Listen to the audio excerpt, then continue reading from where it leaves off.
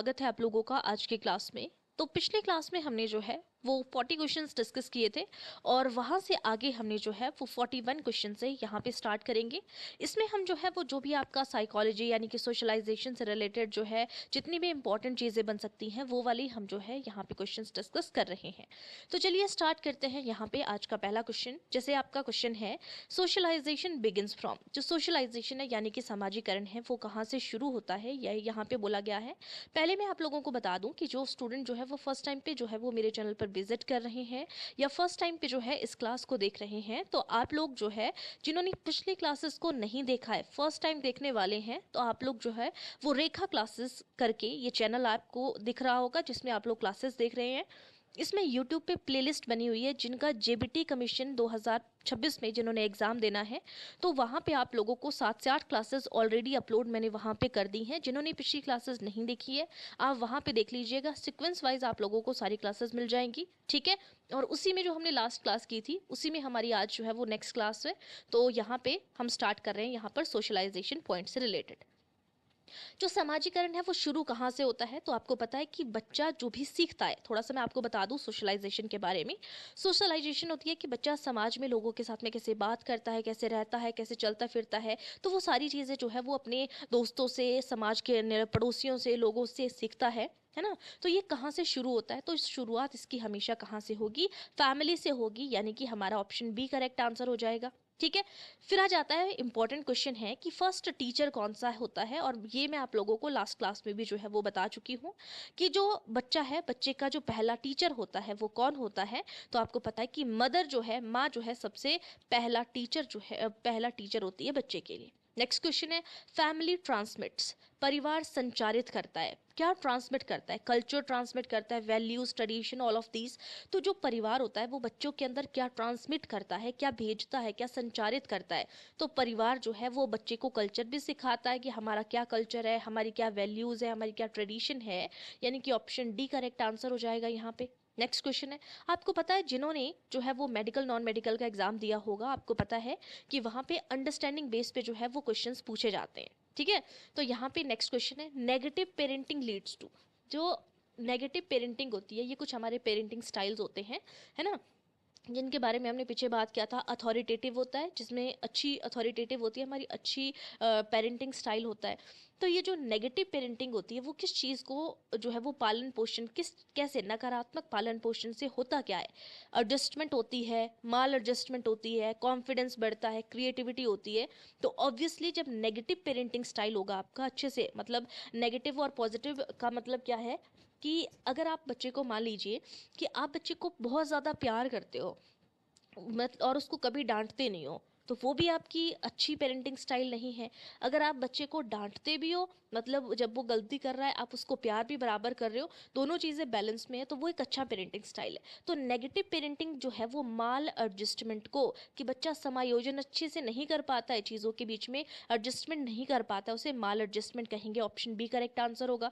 ये सारी चीज़ें अगर अच्छी हमारा पेरेंटिंग स्टाइल होगा तो ये सारी चीज़ें इंक्रीज होंगी। बाकी नेक्स्ट क्वेश्चन है, role of father in child development. Father का कोई रोल होता है चाइल्ड डेवलपमेंट में, बाल विकास में पिता की भूमिका सेकेंडरी होती है, माँ के इक्वल होती है, नेग्लिजिबल होती है, नगण्य होती है कि आप उसको गिन भी नहीं सकते हैं इतनी कर होती है, या नन बिल्कुल भी नहीं होती है। तो ऑब्वियसली होती है, जितनी मदर की इंपॉर्टेंस होती है उतनी ही फादर की इंपॉर्टेंस होती है, ऑप्शन बी करेक्ट आंसर होगा। नेक्स्ट है, sibling rivalry occurs due to. Sibling का मतलब क्या होता है, जो एक ही माँ के पेट से जिन्होंने पैदा किया होता है, पैदा हुए होते हैं, उन्हें सिबलिंग कहा जाता है। तो सिबलिंग राइवलरी जो है वो अक्कर होती है, किसकी वजह से होती है, भाई बहन प्रतिद्वंदता होती है, इक्वल लव, कंपैरिजन के लिए, कोऑपरेशन की वजह से, एडजस्ट अंडरस्टैंडिंग की वजह से। तो जब उनका कंपैरिजन हो रहा होता है ना कि तुम्हारा भैया तो ऐसा है, तुम्हारी बहन तो ऐसी है, जब उनके बीच में कंपैरिजन होता है तब उनके बीच में प्रतिद्वंद होते हैं, राइवलरी होती है, और तब वो राइवल बनते हैं एक दूसरे के। बाकी अगर आप उनको बराबर प्यार दोगे तो राइवलरी नहीं होगी, अगर कोऑपरेट करोगे, अंडरस्टैंडिंग होगी उनमें, तो ऐसा नहीं होगा, ठीक है। ऑप्शन बी करेक्ट आंसर होगा। नेक्स्ट है, ज्वाइंट फैमिली हेल्प्स इन। जो ज्वाइंट फैमिली होती है वो किस चीज़ में हेल्प करती है, सोशल एडजस्टमेंट में, आइसोलेशन में, लोनलीनेस में और नेग्लेक्ट में। तो ऑब्वियसली जो ज्वाइंट फैमिली होती है वो समाज में कैसे समायोजन करना है, कैसे एडजस्टमेंट करना है। तो वो अगर बच्चा, जैसे बोलते हैं ना, आपने देखा होगा एक एग्जांपल दिया जाता है कि लड़कियों की शादी हो जाएगी, तुम्हें बाद में एडजस्ट करने के लिए प्रॉब्लम हो जाएगी, क्योंकि यहाँ तो तुम सिर्फ अपने माँ बाप के साथ में रहे हो, बाकी तीसरा तो तुम्हारे पास कोई नहीं है। लेकिन जहाँ पे जॉइंट फैमिली है, उसने बहुत सारे परिवार में, उसको पता है कि कैसे एडजस्ट किया जाता है। कई बार हमारे पास चीज़ें नहीं भी होती हैं, फिर भी हम जो है एडजस्ट करते हैं, तो वो होती है जॉइंट फैमिली। वहाँ से बच्चा जो है वो एडजस्टमेंट सीखता है, तो ये जो है वो सोशल एडजस्टमेंट करने में उसको हेल्प करती है। नेक्स्ट है lack of affection results in. अगर प्यार की कमी हो तो लैक ऑफ अफेक्शन जो है वो किस चीज़ का रिजल्ट है? इमोशनल इम्बैलेंस हो जाए, अगर भावनात्मक असंतुलन हो जाए, आपकी भावनाएं संतुलन में नहीं है, हैप्पीनेस इसका रिजल्ट होता है, सिक्योरिटी होता है या कॉन्फिडेंस होता है। तो अगर अफेक्शन, किसी बच्चे को अगर प्रॉपर अफेक्शन नहीं मिला है, प्रॉपर प्यार नहीं मिला है, उसकी कमी है, तो उसके अंदर जो है वो इमोशनली वो बैलेंस नहीं है, वो इमोशनली इम्बैलेंस है, भावनात्मक असंतुलन जो है उसके अंदर है। ऑप्शन ए करेक्ट आंसर होगा। नेक्स्ट है gender role is mainly learned from. जो जेंडर रोल जो सीखा जाता है, लिंग भूमिका सीखी जाती है, वो मुख्यतः सीखी जाती है स्कूल में, फैमिली में, मीडिया में, बुक्स में। तो ये जो है मेनली अगर हम बात करें तो वो परिवार में सीखी जाती है gender role. Option B correct answer होगा। Family is called primarily group because. जो फैमिली है उसको बोला जाता है प्राइमरी ग्रुप, प्राथमिक समूह कहते हैं, क्योंकि इसमें फॉर्मल रिलेशंस होते हैं, इमोशनल टाइज होते हैं, टेम्परेरी है, प्रोफेशनल है। तो इसको प्राइमरी ग्रुप इसीलिए बोला जाता है क्योंकि इनके साथ में हमारा इमोशनल बॉन्ड होता है, सबसे मेन होता है। ठीक है, तो ऑप्शन बी करेक्ट आंसर होगा। इमोशनल टाइज होते हैं, फैमिली के साथ में कोई फॉर्मल रिलेशन नहीं होता जैसे हमारा अपने स्कूल में अपने जो टीचर्स होते हैं उनके साथ में होता है, ऐसा नहीं होता है, इमोशनल बॉन्ड होता है। इमोशनल डेवलपमेंट मीन्स, जो भावनात्मक विकास है इसका अर्थ क्या है? भावनात्मक विकास का मतलब है कि जब हम अगर इमोशनली डेवलप हो जाएं, हमारे जो भावनाएं हैं वो संतुलित हो जाएं, तो उसमें हम अपने भावों को अगर डेवलप है अच्छे से, हम अपने भावों को एक्सप्रेस कर सकते हैं। एक्सप्रेशन ऑफ फीलिंग्स जो है यहाँ पे, इसका मतलब होता है इमोशनल डेवलपमेंट का। नेक्स्ट है love and care in family develop. परिवार में प्रेम व देखभाल विकसित करती है। तो किस चीज़ को विकसित करती है? सिक्योरिटी को। अगर आप बच्चों को प्रॉपर प्यार कर रहे हो, केयर करते हो, तो वो आपकी जो है वो सिक्योरिटी को डेवलप करती है। नेक्स्ट है moral values are the best taught through. Moral values जो है वो मुख्य रूप से सिखाए जाते हैं, उनको लेक्चर दे के, एग्जाम्पल दे के, पनिशमेंट दे के, डर से। तो बच्चा कैसे सीखेगा? अगर आप उनको एग्जाम्पल्स दोगे, उदाहरण दोगे। ऑप्शन बी करेक्ट आंसर होगा। ठीक है, एग्जाम्पल दोगे कि ऐसा है, जैसे आप किसी को मॉरल वैल्यूज सिखा रहे हो कि पंडित जवाहरलाल नेहरू थे, उन्होंने ऐसा किया था, महात्मा गांधी थे, उन्होंने ऐसे किया था, तो आप मॉरल वैल्यूज उसके थ्रू सिखा सकते हो। Next question, inconsistent discipline causes. Inconsistent discipline का मतलब होता है असंगत अनुशासन।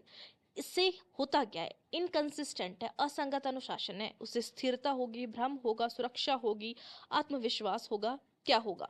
तो इनकंसिस्टेंट है, जब जब कंसिस्टेंसी में कोई चीज़ है ही नहीं, तो उससे क्या होगा? कंफ्यूजन होगा, भ्रम होगा। ऑप्शन बी करेक्ट आंसर होगा। नेक्स्ट है empathy develop due to. Empathy का मतलब क्या होता है? जब हम दूसरों की भावनाओं को समझते हैं। ठीक है, तो एम्पैथी विकसित होती है प्रेम से, इंटरेक्शन से, मॉडलिंग से, या ऑल ऑफ दीज। तो इन सभी के थ्रू जो है वो एम्पैथी, अगर आप लोगों के साथ में इंटरेक्ट करोगे, बातचीत करोगे, उनका अनुकरण करोगे, उनसे प्यार करोगे, तो ये जो एम्पैथी है ये डेवलप होती है। ऑप्शन डी करेक्ट आंसर होगा। नेक्स्ट है इमोशनल नेग्लेक्ट रिजल्ट्स इन। जो इमोशनल नेग्लेक्ट है, भावनात्मक उपेक्षा होती है, ये रिजल्ट है। भावनात्मक उपेक्षा जो है वो किस चीज़ का रिजल्ट है? अगर आप समायोजन कर पा रहे हो, आपके व्यवहार संबंधी समस्याएं हैं, आत्मविश्वास या रचनात्मक, किस चीज़ का रिजल्ट है? तो भावनात्मकता जो है वो निग्लेक्ट रिजल्ट है हमारा। जब हमारे बिहेवियर से संबंधित प्रॉब्लम है तो इमोशनल नेग्लेक्ट रिजल्ट होता है, इससे उपेक्षा देखने को मिलती है। नेक्स्ट क्वेश्चन, मॉरल डेवलपमेंट कब से शुरू होती है? नैतिक विकास शुरू होता है इन्फेंसी। आपको पता है 4 मेन स्टेजेस है, prenatal stage, infancy stage, childhood stage, adolescence stage, ये 4 मेन है। उसके बाद हमारी जो है वो प्रौढ़ावस्था या वयस्कता आती है, अडल्टहुड लास्ट में। ठीक है, प्रीनेटल यहाँ पे दिया नहीं है, वो जन्म से पहले की अवस्था होती है। तो नैतिक विकास शुरू कहाँ से होता है? तो नैतिक विकास जहाँ पर बच्चे मॉरल डेवलपमेंट शुरू होती है तो वो होता है आपका चाइल्डहुड से। ठीक है। Next question, family values are transmitted through, family values जो है वो किसके थ्रू ट्रांसमिट होती है? आप बच्चों को ऑब्जर्व करोगे, इंटरेक्ट करोगे, कम्युनिकेट करोगे, तो इन सभी के थ्रू फैमिली वैल्यूज जो है वो ट्रांसमिट हो सकती हैं। नेक्स्ट है, इमोशनल इंटेलिजेंस डेवलप्स विद, जो भावनात्मक बुद्धि है वो विकसित होती है अगर आप उनका सपोर्ट करोगे, समझ करोगे, स्नेह दोगे, ऑल, तो ऑल करेक्ट आंसर होगा। इमोशनल इंटेलिजेंस, भावनात्मक बुद्धि, इन सभी के थ्रू जो है वो बढ़ती है, विकसित होती है। नेक्स्ट है, अथॉरिटेरियन के ऊपर आ जाते हैं। अथॉरिटेटिव में मैंने आपको कहा था कि जब पेरेंट्स अपने, एक पेरेंटिंग स्टाइल्स हैं ये हमारे पास। अथॉरिटेटिव होता है जब जो है उसको ज़्यादा प्यार किया जाता है और कम कंट्रोल किया जाता है। अथॉरिटेरियन में क्या होता है? अथॉरिटेरियन में बच्चे को आज्ञाकारी पर कम कॉन्फिडेंट हो बनाया जाता है, कम आत्मविश्वासी होता है। सत्तावादी माता पिता बच्चों को क्या बनाते हैं? वो उसको आज्ञाकारी बनाते हैं। इसका मतलब है कि कंट्रोल, बच्चे पर कंट्रोल ज़्यादा रखा जाता है और बच्चे को प्यार कम किया जाता है। ठीक है, ये है यहाँ पे अथॉरिटेरियन का, कि बच्चे को आज्ञाकारी बनाया जाता है, जिससे इसमें बच्चा जो है उसको कंट्रोल में रखा जा रहा है ज़्यादा, इसलिए वो आत्मविश्वासी कम बनता है। ठीक है। नेक्स्ट क्वेश्चन है, family is an agency of, family जो है वो किस चीज़, फैमिली एक अभिकरण है किसका? एजुकेशन का, सोशलाइजेशन का, कंट्रोल का, ये सभी का। तो फैमिली एक एजेंसी है सोशलाइजेशन का, यहाँ पे कंट्रोल का, एजुकेशन का, तो एक अभिसरण है। शिक्षा का भी हो सकता है, लेकिन मेनली हम यहाँ पर जो है वो सोशलाइजेशन कहेंगे कि एक एजेंट है हमारे पास किस चीज़ का? सोशलाइजेशन का। ठीक है, तो इसका जो है वो ऑप्शन बी करेंगे यहाँ पे 61 का। नेक्स्ट क्वेश्चन है, healthy family relationship leads to, जो हेल्दी फैमिली रिलेशनशिप होते हैं वो मतलब स्वस्थ पारिवारिक संबंध से क्या होता है? एक हमारा जो बिहेवियर है, अगर हमारे रिलेशंस आपस में अच्छे हैं तो उससे जो है वो बैलेंस्ड पर्सनैलिटी होती है, यानी कि हमारा जो व्यक्तित्व है वो बैलेंस में हो जाता है। नेक्स्ट क्वेश्चन है, child's self concept is shaped by, बच्चे की जो आत्म अवधारणा है, सेल्फ कॉन्सेप्ट है, वो किसके थ्रू बनता है? भी बनेगा हमारा फैमिली से। ठीक है, रिपीट हो गया ये यहाँ पे, फैमिली से बच्चे की आत्म अवधारणा बनती है, सेल्फ कॉन्सेप्ट बनता है कि हम क्या हैं, हम क्या करना चाहते हैं, है ना। तो ये कहाँ से पता लगता है उसको? स्टार्टिंग कहाँ से होती है, अवधारणा कहाँ से बनती है? तो ये बनती है फैमिली से। Next question, family discipline should be, जो पारिवारिक अनुशासन है वो कैसा होना चाहिए? परिवार में अनुशासन ज़्यादा कठोर नहीं होना चाहिए, ज़्यादा नेग्लेक्टफुल भी नहीं होना चाहिए कि आप बच्चे को नेग्लेक्ट करें, या डर के आधार पर भी नहीं होना चाहिए। फ्लेक्सिबल होना चाहिए कि जब आप बच्चे को प्यार भी कर सके और उसको जो है वो अनुशासन भी रख सके। ठीक है। नेक्स्ट है, सिक्योर अटैचमेंट रिजल्ट्स इन, सुरक्षित लगाव का परिणाम क्या है? अगर आप जो है अटैचमेंट आपकी सिक्योर है तो इसका रिजल्ट क्या होता है? इंडिपेंडेंस होती है, एंग्जाइटी होता है, फियर होता है, विड्रॉल होता है। तो अगर अटैचमेंट सिक्योर है, सुरक्षित लगाव है, तो उससे इंडिपेंडेंस बढ़ती है, उससे इंडिपेंडेंस मिलेगी लास्ट में। ब्रोकन फैमिली में अफेक्ट, जो आपने देखा होगा कि माता पिता आपस में नहीं साथ में अच्छे से नहीं रह रहे हैं, टूटी हुई फैमिली जो है, तो टूटे परिवार प्रभावित करते हैं, किस चीज़ को प्रभावित करते हैं? इमोशनल स्टेबिलिटी, भावनात्मक स्थिरता उनके बीच में नहीं है। ऑप्शन ए करेक्ट आंसर है। Family conflict should be resolved by, परिवार में संघर्ष हैं सुलझाए जाने चाहिए, तो पारिवारिक संघर्ष सुलझाए जाने चाहिए हिंसा से, कम्युनिकेशन से, अवॉइड करके या सप्रेस करके। तो ऑब्वियसली बातचीत कर कर जो है वो फैमिली के संघर्षों को सुलझाया जाता है। नेक्स्ट है, role of family in value education में, नैतिक शिक्षा, अगर आप नैतिक मूल्य बच्चों को सिखा रहे हो, नैतिक शिक्षा का पाठ दे रहे हो, तो उसमें फैमिली का रोल क्या है? तो फैमिली का बहुत ज़्यादा रोल है, मैक्सिमम रोल जो है वो फैमिली का होता है। ठीक है, क्योंकि अगर आपको फैमिली जो है अच्छी गाइडेंस देगी तो आप अच्छी चीज़ें सीखोगे। फैमिली एटमॉस्फेयर अफेक्ट्स चाइल्ड्स, जो पारिवारिक वातावरण है प्रभावित करता है किस चीज़ को? लर्निंग को, बच्चे के व्यवहार को, एडजस्टमेंट को, या सभी। तो ऑब्वियसली जो आपकी फैमिली का एटमॉस्फेयर है, आपके फैमिली में लड़ाई झगड़े हो रहे हैं या आपको खाने के लिए अच्छी चीज़ें नहीं मिल रही हैं, कुछ भी है, तो आप अच्छे से लर्न भी नहीं कर पाओगे, सीख भी नहीं पाओगे, आपका व्यवहार भी अच्छा नहीं होगा, आप एडजस्ट भी अच्छे से नहीं कर पाओगे। नेक्स्ट क्वेश्चन है, a child feels most secure with, एक बच्चा है वो सबसे ज़्यादा सिक्योर जो है वो किसके साथ में फील करता है? अपने दोस्तों के साथ, अपने टीचर्स के साथ, अपने फैमिली के साथ, या मीडिया में? तो ऑब्वियसली जो बच्चा है अपनी फैमिली के साथ में, अपने मदर फादर के साथ में ज़्यादा सिक्योर फील करता है। ऑप्शन सी करेक्ट आंसर होगा। नेक्स्ट क्वेश्चन है, फैमिली गिव्स चाइल्ड, परिवार बच्चे को देता है, क्या देता है? पहचान देता है, बिलोंगिंगनेस देता है, अपनापन देता है, सिक्योरिटी देता है। ऑब्वियसली एक परिवार जो है वो बच्चे को ये सारी चीज़ें देता है। ऑप्शन डी करेक्ट आंसर होगा।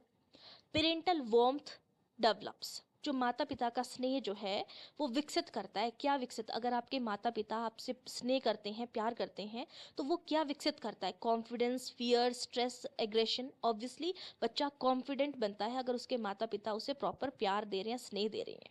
नेक्स्ट है moral behaviour is learned by, जो नैतिक व्यवहार है वो सीखा जाता है ऑब्जर्वेशन के माध्यम से, इमिटेशन के माध्यम से। ऑब्जर्वेशन का मतलब है कि आप किसी को ऑब्जर्व कर रहे हो, देख रहे हो आप उसको दूर से, या इमिटेट कर रहे हो कि बच्चा आपको इमिटेट कर रहा है, नकल कर रहा है, जैसा आप कर रहे हो वैसा कर रहा है, रेनफोर्समेंट के माध्यम से। तो ऑब्वियसली मॉरल बिहेवियर इन सभी के थ्रू जो है वो सीखा जा सकता है। ऑप्शन डी करेक्ट आंसर होगा। फैमिली प्लेज रोल इन, जो फैमिली है, परिवार है, भूमिका निभाता है। कैसी भूमिका निभाता है? फैमिली जो है इमोशनल डेवलपमेंट में हेल्प करता है, सोशल डेवलपमेंट में हेल्प करता है, मॉरल डेवलपमेंट में, तो ये सभी में हेल्प करेगा। ऑप्शन डी करेक्ट आंसर हो जाएगा। फैमिली इन सभी के लिए रोल प्ले करता है। अगर आपके संवेगात्मक का विकास करना है, सामाजिक विकास करना है, नैतिक विकास करना है, इन सभी में हेल्प करेगा।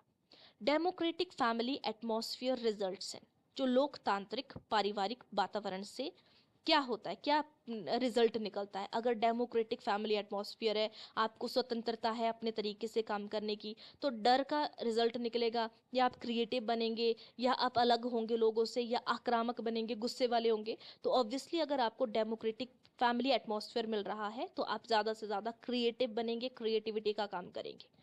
ठीक है, तो दोस्तों मैं आपको फिर से बता दूं, सारे के सारे क्वेश्चंस आप लोगों के लिए इंपॉर्टेंट है। जैसा आपके सिलेबस में मेंशन्ड है वैसे ही सिलेबस के अकॉर्डिंग मैं आप लोगों को जो है यहाँ पे सारे के सारे पॉइंट्स बता रही हूँ। पॉइंट्स के ऊपर जो है मैं ऐसा नहीं कर रही हूँ कि इकट्ठे आप लोगों को understanding the psychology and children से रिलेटेड आपको जो है मैंने 100 क्वेश्चन करवा दिए। उसके अंदर छोटे छोटे पॉइंट्स आप लोगों के पास सिलेबस में गिवन है कि ग्रोथ एंड डेवलपमेंट है ना, या इसी तरीके से डिफरेंट डिफरेंट टॉपिक्स हैं, तो उन टॉपिक्स के अंदर हम इंपॉर्टेंट क्वेश्चंस कर रहे हैं। ठीक है, तो नेक्स्ट क्वेश्चन को देखते हैं। Parent child bond is strongest in, माता पिता व बच्चे का बंधन सबसे मजबूत होता है। कब होता है? जब अर्ली चाइल्डहुड होती है, प्रारंभिक बाल्यावस्था, अर्ली चाइल्डहुड के टाइम पे माता पिता और बच्चे का संबंध सबसे मजबूत होता है। उसी टाइम पे बच्चा जो है किसी और के पास जाना पसंद नहीं करता है, माता पिता के पास रहना पसंद करता है। फैमिली इंस्टेबिलिटी लीड्स टू, जो पारिवारिक अस्थिरता है, अगर इंस्टेबिलिटी है, स्थिर नहीं है, पारिवारिक स्थिरता नहीं है, तो उससे क्या होता है? इमोशनल प्रॉब्लम्स होती हैं। ऑप्शन बी करेक्ट आंसर हो जाएगा। ठीक है, जो स्टूडेंट खुद से सॉल्व करने की भी साथ साथ में कोशिश करते हैं, बहुत अच्छी बात है, इसीलिए मैंने आंसर्स को थोड़ा सा अलग रखा है। नेक्स्ट है फैमिली इंटरेक्शन इम्प्रूव्स, अगर पारिवारिक अंतःक्रिया है तो पारिवारिक अंतःक्रिया सुधारती है। किस चीज़ को सुधारेगी? संचार कौशल के माध्यम से फैमिली की इंटरेक्शन जो है वो ज़्यादा बढ़ती है अगर आप आपस में बातचीत करोगे तो। नेक्स्ट है पेरेंट्स शुड एक्ट एज, जो पेरेंट्स हैं माता पिता को होना चाहिए, क्या होना चाहिए? रोल मॉडल होना चाहिए बच्चों के लिए, डिक्टेटर होना चाहिए, पनिशर होना चाहिए, ऑब्जर्वर होना चाहिए। तो रोल मॉडल होना चाहिए, आदर्श होना चाहिए पेरेंट्स को बच्चों के लिए। और आज का लास्ट क्वेश्चन करेंगे हम। Best environment for child development is, जो बाल विकास के लिए सर्वश्रेष्ठ वातावरण जो है वो कहाँ का होता है? विद्यालय का, परिवार का, खेल के मैदान का, मीडिया का? तो ऑब्वियसली जो फैमिली होती है वो बच्चे का सबसे अच्छा एनवायरनमेंट होता है, सबसे अच्छा वातावरण होता है। तो आज की क्लास में हमने जो है वो नेक्स्ट 40 क्वेश्चन किए। ठीक है, एक क्लास में हम और यहाँ पे जो है डिस्कस करेंगे, छोटी छोटी क्लासेस हम देख रहे हैं ताकि आपको ज़्यादा न लगे। अभी आप लोगों के एग्जाम की वैसे भी जेबीटी वालों की डेट नहीं आई है, कुछ टाइम लगेगा अभी, है ना, तो तब तक आपका आराम से हो जाएगा। अगर ज़रूरत पड़ेगी तो हम डे की 2 क्लासेस भी करेंगे अगर आप लोगों के एग्ज़ाम की डेट आ जाती है। ठीक है, अभी के लिए छोटी छोटी क्लासेस है, ज़्यादा लंबा मुझे पता है कि अभी आप लोग जो है वो सारे सुस्त पड़े हुए हैं कि अभी अब पता नहीं कि कब जैसे एग्ज़ाम होगा, कि या ये ज़्यादा खींचेंगे, दिमाग में सारी चीज़ें चली होती हैं, है ना। तो इसीलिए मैं छोटी छोटी जो है वो 20-20 मिनट्स की हम जो है वो वीडियो यहाँ पे बना रही हूँ मैं आप लोगों के लिए। तो अगर कोई न्यू स्टूडेंट है, मैंने आप लोगों को बता दिया, कोई आर्ट्स वाले स्टूडेंट के लिए साइकोलॉजी फॉर ऑल एग्ज़ाम करके मैंने प्लेलिस्ट बनाई हुई है। अगर कोई टैट वाला स्टूडेंट है या जेबीटी कमीशन वाला स्टूडेंट है तो आप इन क्लासेस को देख सकते हो। यहाँ पे जेबीटी कमीशन 2026 करके मैंने प्लेलिस्ट बनाई हुई है, आप वहाँ पे सारी क्लासेस को देख सकते हो, ठीक है। और ये क्लास आप लोगों को जो है डेली जो है वो मॉर्निंग में 7 to 8 के बीच में जो है वो क्लास देखने को मिलती है। तो आज के लिए इतना ही, थैंक यू।